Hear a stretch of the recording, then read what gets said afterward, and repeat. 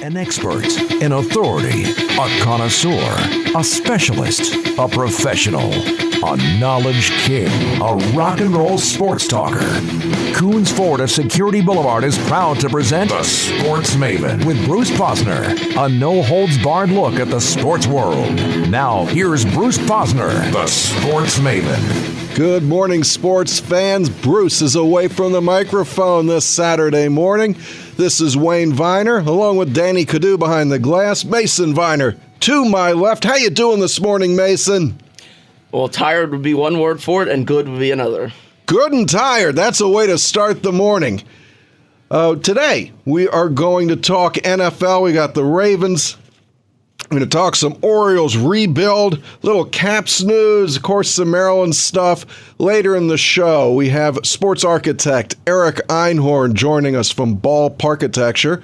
And Todd Carton checks in on the fall sports scene in College Park. Joining us for a little different angle on the business of sports and how things really get done is Eric Einhorn. Eric is a UVA guy. We're not going to hold that against him particularly. Went to architecture, went on to the University of Michigan. He is now an AIA certified architect, a lead AP guy, and he owns, runs, operates, and is the lead sports architect for BallParchitecture. And in 19 years, he's done 65 sports facilities, worked on 45 campuses. And what's important to me about this is he's worked on the facilities at Ohio State, Minnesota, Florida, Georgia, and the drawing that a lot of people have seen of what Bird Stadium could become if they ever finish that second deck. Eric has a lot to do with that. Welcome in this morning. Eric, how are you doing? I'm doing great, Wayne. How are you? I'm good. I'm happy. It's almost football season. The Orioles won last night. Things are rolling. We got Mason here. We've got Danny here. Morning, gentlemen. Tell me about football facilities that you were involved with at Ohio State. How long ago was that, and how does that relate to, with all of these, how does that relate to the personality when they build a structure? Personality of the coach, of the team, of the administration, or is it just all about football? Well, at Ohio State, worked on the Woody Hayes Athletic Center, or the WAC as they call it up there off the Olentangy. It's about 10 years ago, probably actually 12 years ago. That was back in the time they were coming off the national championship with Claret. Tressel was the coach. Andy Geiger was the AD.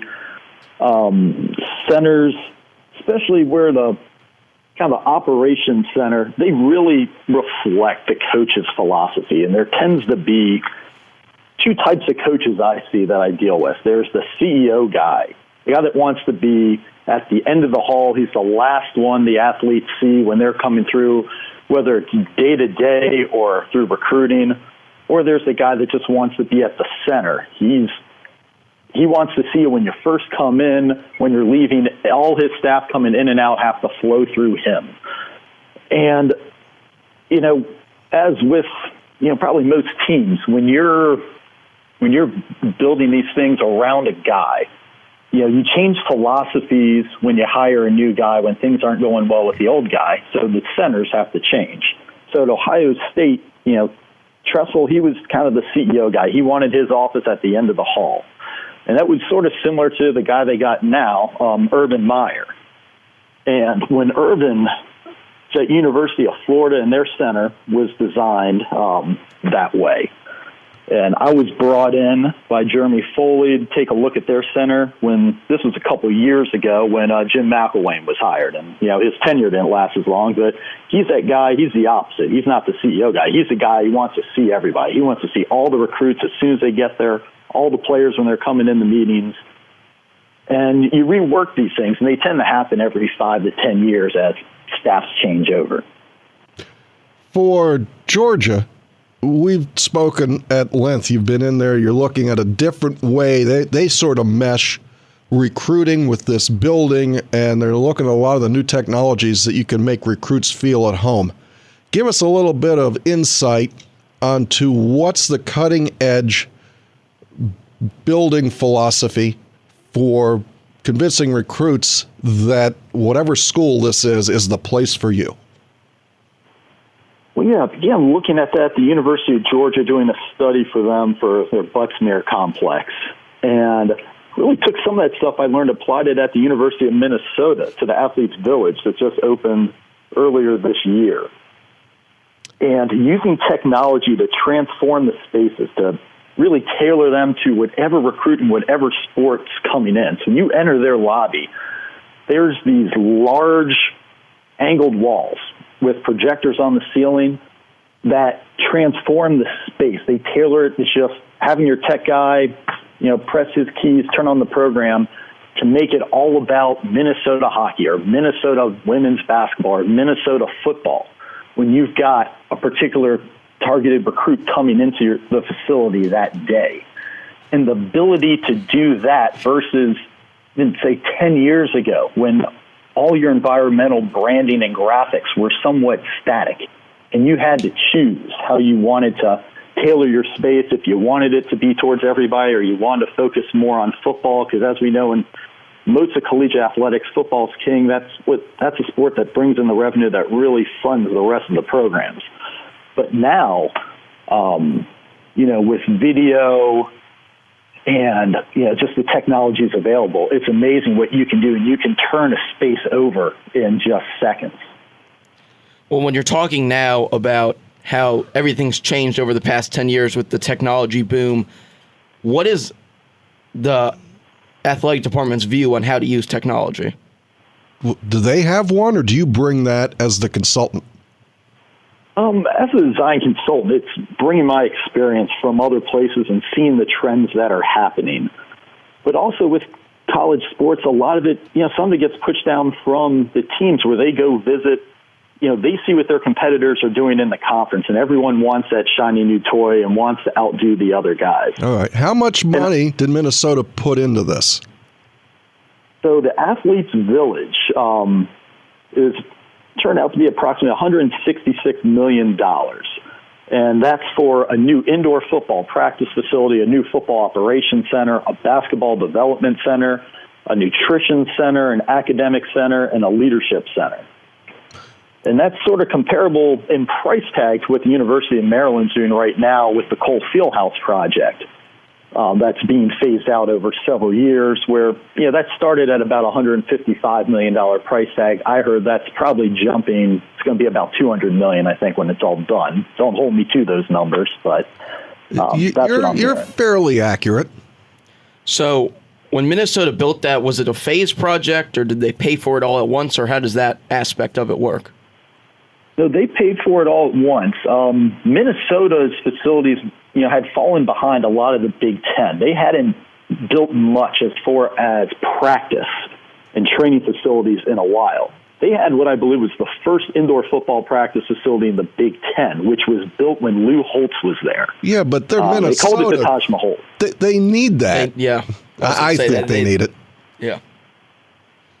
So they had an indoor, but the indoor, thinking back when Holtz was there, those spaces, they were just trying to get in out of the cold, to have some places to practice when it's cold, when it's snowing. You're in that Midwestern football season.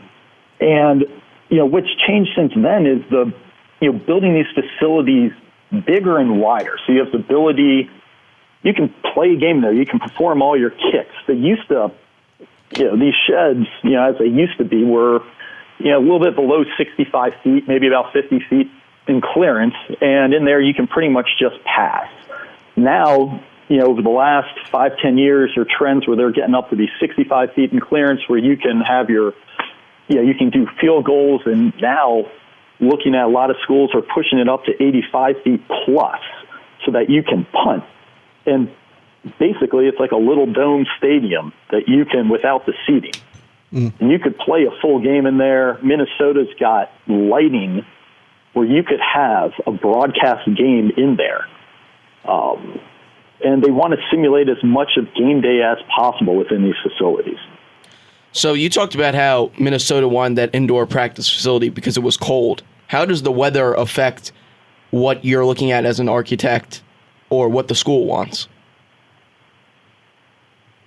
That's where, the two big conferences that have had the biggest push in football, the two that have the most amount of money is the Big Ten and the SEC, and they build those facilities for, differing reasons. In the South, it's more for the beginning of the season, where you've got all those late summer, early fall, thunderstorms rolling in, and you miss practice time.